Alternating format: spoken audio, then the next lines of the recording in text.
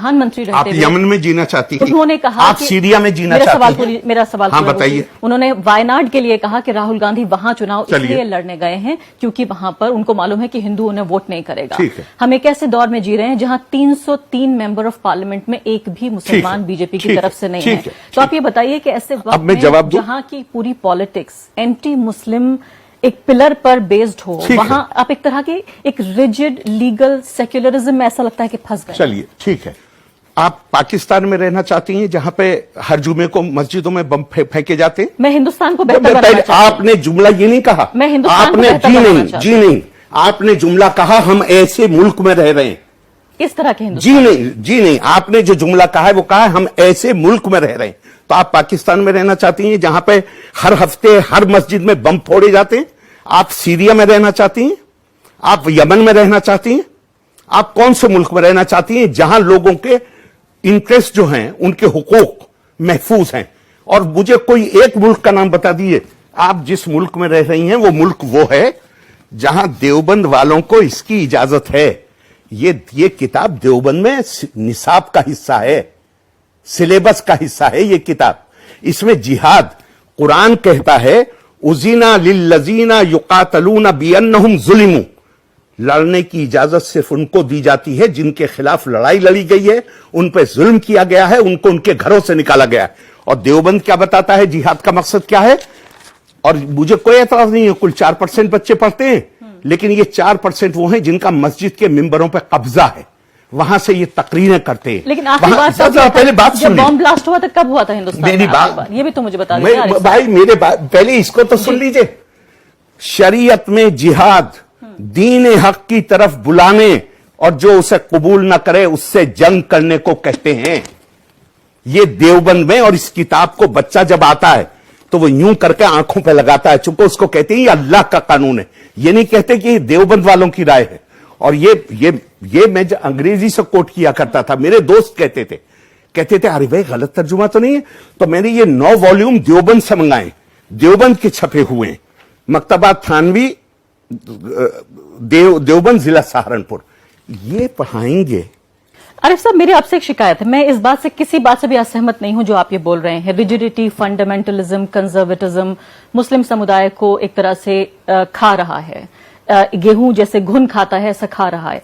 लेकिन ऐसा लगता है कि आप जो तमाम जो राजनीतिक सामाजिक समस्याएं हैं, ऐसा लगता है कि कल को मुस्लिम समुदाय अपने को पूरी तरीके से रिफॉर्म कर लेगा तो ये सब कुछ खत्म हो जाएगा। आप समस्या को वहां ढूंढ रहे हैं जहां वो नहीं है। अच्छा, मैं वहां ढूंढ रहा हूं। मैं आपसे एक सवाल पूछता हूं। आपके पास आपका माशाल्लाह एक बेटा है जी। आप अगर घर के अंदर झूठ बोल रही हैं और उसके बाद आप बच्चे से कहें कि तुम सच बोलो, वो आपकी बात सुन लेगा? बिल्कुल नहीं सुनेगा। बच्चे ऑब्जर्व करते हैं आपको। जिस कम्युनलिज्म की तरफ आप इशारा कर रही हैं, ये कम्युनलिज्म क्या है? ये एक होती है खुदगर्जी, स्वार्थ, सेल्फिशनेस। इज्तमाई खुदगर्जी को कम्युनलिज्म कहा जाता है। क्या दुनिया में किसी शख्स के लिए मुमकिन है कि वो दूसरे की खुदगर्जी से लड़ सके? हां, अगर उसे दूसरे के ऊपर असर डालना है तो वो उसे अपनी खुदगर्जी के खिलाफ लड़ना पड़ेगा, अपने आप को दुरुस्त करना पड़ेगा, फिर उसकी बात दूसरे लोग भी सुनने को तैयार हो जाएंगे। हो सकते हैं, मैं ये भी नहीं कह रहा, हो जाएंगे। लेकिन और देखिए, मैं हूं, असल में आप हैं सियासत, आपके नजदीक सबसे इंपॉर्टेंट है। मैं सियासत 12 साल हुए तो छोड़ चुका, बिल्कुल छोड़ चुका। 2007 इलेक्टोरल पॉलिटिक्स मैं छोड़ चुका। मैं मुझसे वो सवाल कीजिए, इसीलिए आपसे बात करना और भी ज्यादा है। हाँ, मैं वहीं आ रहा हूं। मैं हूं कुरान का तालिब इल्म। कुरान मुझे बताता है अपनी समस्याओं के लिए दूसरों को जिम्मेदार मत ठहराओ। या अय्युहल्लज़ीना आमनू अलैकुम अनफुसकुम, ए लोगो जो ईमान लाए हो अपनी फिक्र करो। ला यदुर्रुकुम मन ज़ल्ला इज़ा तदैतुम, अगर तुम खुद सही रास्ते पर हो तो जो गलत रास्ते पे है वो तुम्हें नुकसान पहुंचा ही नहीं सकता। या तो कहिए कि अल्लाह का ये वादा गलत है। नहीं, लेकिन इसमें एक तरह का प्रिविलेज झलकता है आरिफ साहब। मैं या आप जैसे लोग जिनको पढ़ने का मौका मिला, जिनके पास ये मौका है कि वो اس طرح کی جو گیان ہے، جو گیان کا بھنڈار ہے، اس تک ان کا ایکسس ہے، وہ حاصل کر سکتے ہیں. مجھے آپ بتائیے، میں گورکھپور گئی، وہاں میں نے دیکھا گورکھ ناتھ مندر کے ٹھیک پیچھے، میں اپنے کیمرہ مین یہی جو شوٹ کر رہے ہیں دیوی، انہی کو لے کے وہاں پہنچی ہوں. آپ یقین جانیے انہوں نے مجھ سے یہ نہیں پوچھا کہ میں کہاں سے آئی ہوں، میں کون ہوں، میرا نام کیا ہے، میں کس شہر سے آئی ہوں. صرف کیمرہ دیکھتے ہی میرے اوپر لوگ جس طرح سے جھپٹے ہیں. جو انہوں نے بتایا کہ جو ہندوتوا کی راجنیتی پچھلے 5 سال میں دیکھی، خاص کر 2017 سے 2019 کے بیچ میں پورے کاروبار تباہ ہو گئے ہیں، گوشت کی دکانیں ختم کر دی گئی ہیں.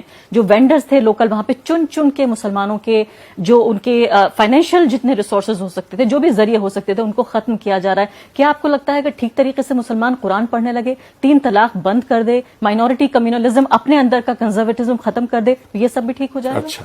اچھا اب میں دوسری بات پہ آ رہا ہوں. پچھلے سال یہ ابھی کی بات، اسی ضلع کی بات کر رہا ہوں جس ضلع کی بات آپ نے. بالکل. پچھلے سال شمس الرحمان فاروقی صاحب جو گورنمنٹ آف انڈیا میں ایڈیشنل سیکرٹری یا سیکرٹری کی رینک سے ریٹائر ہوئے، ان کا آرٹیکل انڈین ایکسپریس میں چھپا کہ ان کے والد جو انسپیکٹر آف اسکولز تھے 1954 یا 55 میں اسی گورکھپور ضلع میں کسی اسکول کے انسپیکشن پہ گئے. یہ بی جے پی نہیں تھی پاور میں، این ڈی اے نہیں تھا پاور میں. وہاں یہ خبر پھیل گئی کہ برابر کے کسی گاؤں میں گائے کے ایک بچڑے کو مار دیا گیا. شمس الرحمان فاروقی کے والد کو اتنا مارا گیا کہ وہ ان کو مردہ سمجھ کے چھوڑ کے گئے. یہ شمس الرحمان فاروقی صاحب نے خود لکھا ہے اپنے آرٹیکل میں، اور کہا میرے نانا ایم ایل اے تھے، میرے نانا ڈائریکٹر آف ایجوکیشن یا جو دوسرے منسٹر یا آفیسر جو بھی ہوں گے، ڈائریکٹر آف ایجوکیشن کا تو انہوں نے نام لکھا ہے. کہا ان کے پاس گئے، ان سے یہ درخواست کی کہ اتنے فریکچر ہیں، اب ان کے بس کی فیلڈ کا کام کرنا نہیں ہے، کیا ان کو آفس میں اٹیچ کیا جا سکتا ہے؟ کہا وہ بھی کبھی نہیں مان کے دیا. تو یہ کب ہو رہا تھا؟ جب بھی سرکار نہیں تھی. ہم اس طرح، جب آپ کے پاس تاریخی پس منظر نہیں ہوگا، میں جو پہلے بات آپ سے کہا، جو قوم، جو لوگ بھلا دیتے ہیں تاریخ کو اپنی، ان لوگوں کا جغرافیہ بھی باقی. تو عارف صاحب کوئی فرق نظر نہیں آتا آپ کو نریندر مودی سرکار اور کانگریس پارٹی کی سرکاروں میں؟ آپ کو کوئی فرق نہیں نظر آتا؟ میں صرف آپ سے بہت ہی ایک پوائنٹڈ سوال صرف ایک مثال دے کے آپ کو بتا رہا ہوں، سن لیجئے. شاہ بانو کے بعد شہاب الدین صاحب نے خط لکھا اس وقت پرائم منسٹر کو، سیٹینک ورسز کو بین کر دیا جائے، کتاب پہ پابندی لگائی. میں آپ سے پوچھتا ہوں پابندی لگانے کا مقصد کیا ہوتا ہے؟ کہ وہ مواد جو توہین آمیز ہے، جو قابل اعتراض ہے، وہ لوگوں کو اویلیبل نہیں ہونا چاہیے. یہی مقصد ہوتا ہے، یہی ہوتا ہے. 2 مہینے کتاب بین ہو گئی. پاکستان میں اگلے دن 13 آدمی مرے، کئی سو کروڑ کی پراپرٹی چلی، پوری دنیا میں 200 سے زیادہ لوگ مرے. جب یہ کنٹروورسی ہو گئی، میں خان مارکیٹ میں کتاب کی دکان میں گیا. میں نے پوچھا، چونکہ انہوں نے مجھے کتاب بھیجی تھی، میں نے واپس کر دی تھی، کہ یہ بین سے پہلے کی بات ہے. میں نے پوچھا اب تو وہ کتاب اویلیبل نہیں ہوئی؟ ان کا جتنی چکے ہیں اتنی. تو میں نے ان سے اور پھر انہوں نے خود بتایا، کہا کہ بین ہونے سے پہلے 7 کتابیں بیچی تھی، بین ہونے کے بعد 10,000 کتابیں بیچی. پھر میں دوسری دکان پہ گیا اس آنکڑے کو جاننے کے لیے، انہوں نے اسے کنفرم کیا. میں نے گھر آ کے پارلیمنٹ میں کوشچن ڈالا، اور کوشچن میں نے کیا کہا، کس تاریخ کو بین کیا گیا، کتنی کتابیں ضبط کی گئی، اور میں نے ان اسٹارٹ ڈالا تاکہ یہ سیکریٹری اور منسٹر کے پاس نہ پہنچے. جواب آیا 15 دن کے بعد جو موجود ہے، اس تاریخ کو بین کیا گیا، ایک بھی کتاب کانفسکیٹ کی نہیں کی گئی.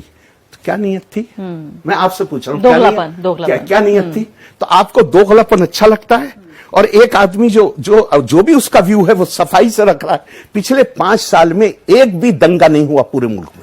اور جو چھوٹے چھوٹے دنگے ہوئے ہیں جب سب جگہوں پر، چھوٹا ابھی تو بتایا میں نے آپ کو، انسپیکٹر آف اسکول. عارف محمد خان، کسی بھی الیکشن سے پہلے آپ کو 2013 کا دنگا یاد ہے، جبکہ حالانکہ سرکار دوسری تھی مظفر نگر میں، وہاں اس بات کے پورے ثبوت ملتے ہیں، باقاعدہ بی جے پی کے آفس بیئررز، ان کے ایم ایل ایز وہاں پہ شامل تھے، ان لوگوں کو پروموٹ کر کے منتری بنایا گیا. ایک منٹ उत्तर प्रदेश में दंगे को रोकने की और उनके खिलाफ जिम्मेदारी थी, लेकिन अगर ग्राउंड रूट्स लेवल पे कमाल की बात, ये क्राउड में ये नफरतें क्यों पैदा हुई, ये सवाल करने का। आप ये कह रहे हैं कि कम्युनलिज्म को अच्छे से खेला जाए, पहले छुप के खेलते थे, आप कह रहे हैं, अब जो है अच्छे से खेला जाए। आप कह रही हैं, आप ये कह रहे हैं हरगिज़ कि नहीं कह रहा। दोगलापन, आप ये कह रहे हैं कि दोगलेपन से अरे भैया, मैंने तो दोगलापन लफ्ज इस्तेमाल नहीं किया, आपने किया। तो खुल के आप ही कह रहे हैं सामने आ जाए। आपने किया, मैंने तो दोगलापन लफ्ज इस्तेमाल नहीं किया। आप मेरे मुंह में अल्फाज रख रही हैं। आपने दोगलापन इस्तेमाल किया, मैंने तो आपको फैक्ट बताए। अभी 6 महीने पहले लखनऊ में कांग्रेस के बड़े लीडर, राज्यसभा में अपोजिशन लीडर गुलाम नबी आजाद अलीगढ़ वालों की मीटिंग में बोल रहे हैं और कहते हैं मुल्क में माहौल कम्युनल इतना हो गया है कि पहले जो कैंडिडेट मुझे इलेक्शन में बुलाया करते थे, अब 80% नहीं बुलाते। तो मैं आपसे एक सवाल पूछता हूं, क्या बीजेपी के कैंडिडेट बुलाया करते थे उन्हें? कौन सी पार्टी कम्युनल हुई है? तो फिर क्या इस बात पे सहमत हो सकते हैं आप कि हमारा देश कम्युनल हो रहा है? हमारा देश कम्युनल नहीं हो रहा जब तक वो लोग जो एक खास कम्युनिटी के इत्तेहाद का नारा लगाते थे, और वो इतने शॉर्ट साइटेड लोग थे कि उन्हें ये नजर नहीं आता था कि इसकी रिएक्शन दूसरी तरफ भी होगी। वो नारे कौन, जरा मौलाना आजाद की तकरीरों को पढ़ लीजिए, क्या कहा है मौलाना आजाद ने कहा कि आज तुम्हारे चेहरों पे इज़्मेहलाल और परेशानी है। मैंने उस वक्त तुम्हें पुकारा था जब इसकी बजाय तुम्हारे चेहरे हशाश बशाश थे, लेकिन मैंने तुम्हारी तरफ हाथ बढ़ाना चाहा, तुमने मेरा हाथ तोड़ दिया। मैंने तुम्हारी तरफ करवट लेनी चाहिए, तुमने मेरी कमर तोड़ दी। मैंने तुम्हारी तरफ कदम बढ़ाने चाहे, तुमने मेरी टांगें तोड़ दी। तुमने गफलत और इनकार की सारी सुन्नतें ताजा कर दी। जब आपका को तारीख का अंदाजा नहीं होता, जरा पढ़िए 46 का मौलाना का इंटरव्यू। मौलाना ने क्या कहा है कि मुस्लिम लीग की सियासत के नतीजे में इस मुल्क में क्या असरात मुरत्तब होंगे।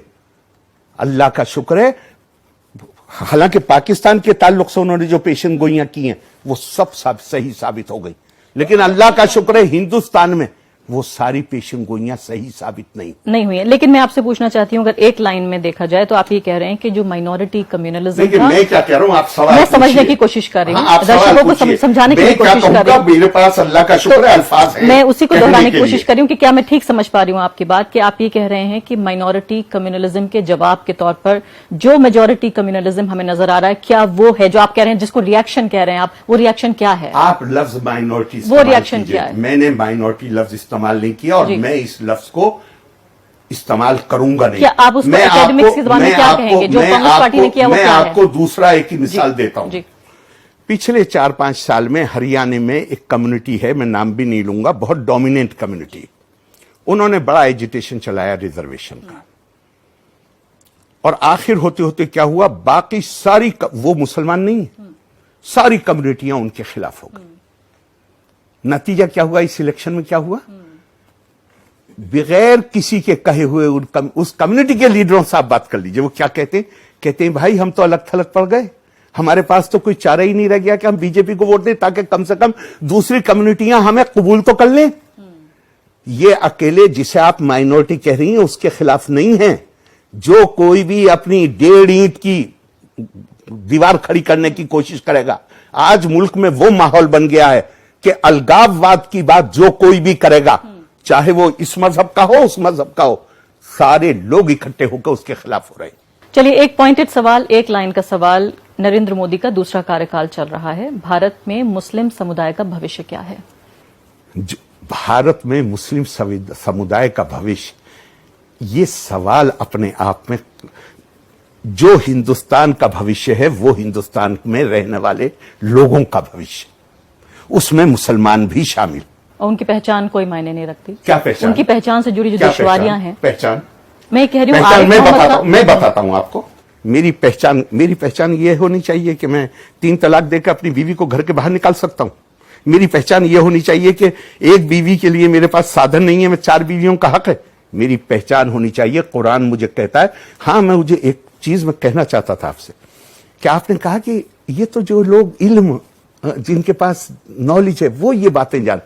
मेरे भाई, इस दीन में जिनकी आप बात कर रहे हैं, यहां इल्म का हासिल करना पहले दिन फर्ज हुआ था, नमाज 11 साल बाद फर्ज हुई है।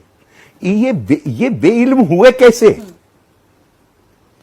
किसी भी सोसाइटी में क्लर्जी, पेशेवर जिन्हें उलमाए सू कहा गया है, वो जिंदा नहीं रह सकते जब तक अवाम जाहिल नहीं होंगे। अगला सवाल आरिफ साहब, क्या जिस तरह की आशंकाएं जाहिर की जा रही हैं कि भारत धीरे धीरे एक सेक्युलर डेमोक्रेसी से एक हिंदू राष्ट्र की तरफ आगे बढ़ता जा रहा है, क्या आप इस बात से सहमत हैं? आपने कभी एतराज किया उन मुल्कों पे जहां पे इस्लामी हुकूमत है? मैं कह रही हूँ कि भारत के नजरिए से बात करें, वो बहुत लंबी बहस हो जाएगी। आज दुनिया ग्लोबल विलेज है, लेकिन ये बहुत लंबी आज बहस हो बहुत जाएगी। ग्लोबल विलेज है, और हिंदू राष्ट्र से आप क्या समझती हैं ये बताइए मुझे। जहां पर माइनॉरिटीज जो मुसलमान हैं या ईसाई हैं या दूसरे जो माइनॉरिटीज हैं जो रिकॉग्नाइज्ड हैं, हिंदू आई विश आप मुझे मैं ये कहना चाह रही हूं कि वो दूसरे दर्जे के नागरिक बन जाएं, उनके अधिकार छीन लिया जाए। असल चीज पाइए, ये तारीख दूसरे मजाहिब की है। हिंदू मजहब में दूसरे दर्जे के शहरी का तसव्वुर ही नहीं, कोई तारीख में मिसाल नहीं मिलती। यहां कोई जिम्मी नहीं बनता, यहां किसी से जिजिया नहीं लिया जा सकता। लेकिन आप हिंदू सुप्रीमेसी से आप इनकार कर रहे हैं। मैं ये जो तमाम जो नीतियां और राजनीति में नजर आ रही है, मैं एक बात जानता हूं और बहुत अच्छी तरह जानता हूं, और ये मैंने पहले ही आपको कह दिया, मैं कुरान का तालिब इल्म हूं। कुरान मुझे ये बताता है कि हुनैन में जब 10,000 से ज्यादा की तादाद थी, फौज भाग खड़ी हुई, और कुरान कहता है तुम्हारी मेजॉरिटी तुम्हारे किसी काम ना आई। ये कुरान कहता है। और जहां माइनॉरिटी में थे, 300 थे, वहां तुम कामयाब हो गए। तो वो क्या कहता है? कहता है कि अगर आप तौहीद के मानने वाले हैं, अगर आपका अकीदा ये है कि उसके अलावा ना कोई आपको नुकसान पहुंचा सकता है और ना फायदा पहुंचा सकता है, तो ऐसा आदमी कभी भी ना तो तादाद कम होने से डरेगा और ना तादाद ज्यादा होने से उसके अंदर गर्व की अनुभूति पैदा होगी। एक सेकेंड, मैं एक बात जानता हूं, फिर मैं आ रहा हूं कुरान की तरफ लौट के। वअम्मा मा यनफउन्नास फयमकुसु फिल अर्द, कुरान में वादा है वो लोग जो समाज का फायदा पहुंचाने वाले लोग हैं, उनको वो हम सिर्फ अपने लिए जीना चाहते। इस मुल्क में सबसे छोटी माइनॉरिटी पारसी हैं, उनका तो एक मेंबर भी नहीं है पार्लियामेंट के अंदर, उन्हें तो फिक्र नहीं है। क्रिश्चियंस कितनी तादाद है क्रिश्चियंस की, वो इस मुल्क को, पारसी इस मुल्क की इकोनॉमी को बना, उनके सामाजिक आर्थिक जितनी पृष्ठभूमि, आप बार बार इतिहास को खुद लेकर आते हैं और ये बहुत अच्छी बात है कि इतिहास का हमें ध्यान रखना है, लेकिन आप इतिहास भूल रहे हैं कि किस तरह से ये इतने गरीब लोग जो मुसलमान, ये गरीब हुए कैसे हैं, ये तो गौर करना पड़ेगा। ये मेरे भाई अब आप सच्चर का भी देखिए, सर सैयद को पढ़ लीजिए। सर सैयद ने क्या कहा? सर सैयद ने कहा कि हमें ये गरीब किसी और ने नहीं बनाया है।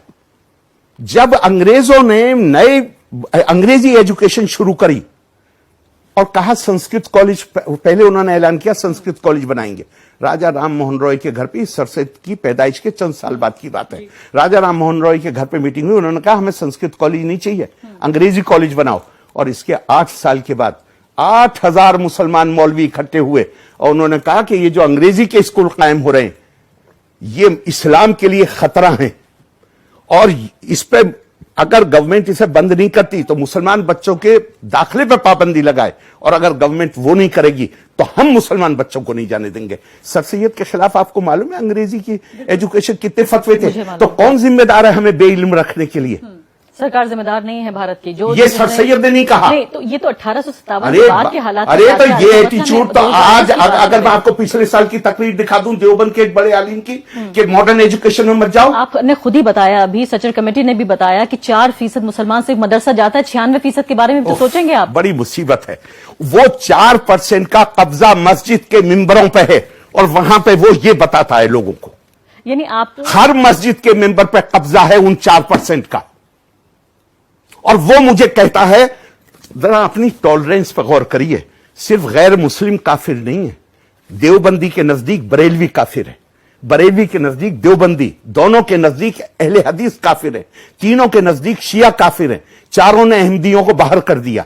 जरा अपने एटीट्यूड पर गौर करें। आखिरी 2 सवाल आरिफ साहब, सबसे बड़ी बात यह है कि जिस आप कम्युनलिज्म, कंजर्वेटिज्म, फंडामेंटलिज्म का जिक्र कर रहे हैं, मुझे बिल्कुल इनकार नहीं है, मुस्लिम समुदाय में भी है, दूसरे समुदायों में भी है।